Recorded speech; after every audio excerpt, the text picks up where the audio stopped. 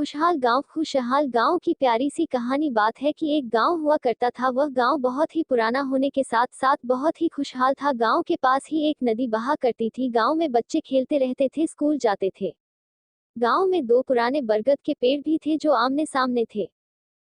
किसानों द्वारा बोई गई फसल भी बहुत अच्छी होती थी। बारिश सही समय पर होती थी जिससे गांव में पानी की कमी भी नहीं होती थी। सुबह होने पर चिड़िया और पक्षी चहचहाते थे। बच्चों के खेलने की रौनक के साथ शाम खत्म हो जाती थी। गांव में सभी बहुत खुश थे। उस गांव से कुछ ही दूरी पर गांव से भी पुराना एक जंगल था।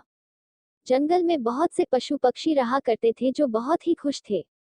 सभी पशु पक्षी आपस में मिलजुल कर रहते थे, बातें करते और गाना भी गाते थे। लेकिन एक समय ऐसा आया कि बाजार में लकड़ी से बने सामानों की मांग बढ़ गई, जिस कारण शहर के लोग जंगल आकर धीरे धीरे सभी पेड़ों को काटने लगे।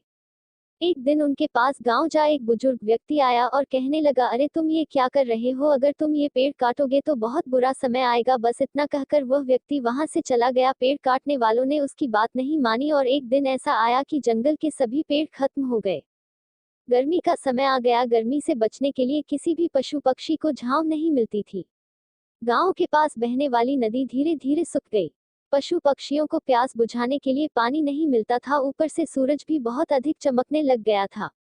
किसानों को खेतों में पानी नहीं मिल रहा था, जिससे फसल सूखने लग गई थी। सभी पशु पक्षी और गांव में रहने वाले सभी लोग बारिश के लिए भगवान से प्रार्थना करते। गांव में जो दो पेड़ थे वो आपस में बोलते, अगर बारिश नहीं हुई तो हम सूख जाएंगे। नदी में फिर से पानी आ गया। गांव के लोग फिर से खुशहाल रहने लगे।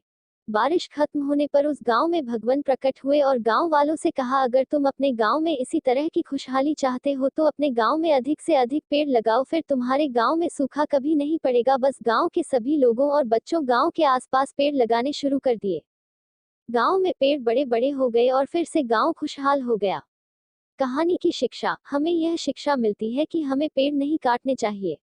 अपने घर और गांव के आसपास अधिक से अधिक पेड़ लगाने चाहिए।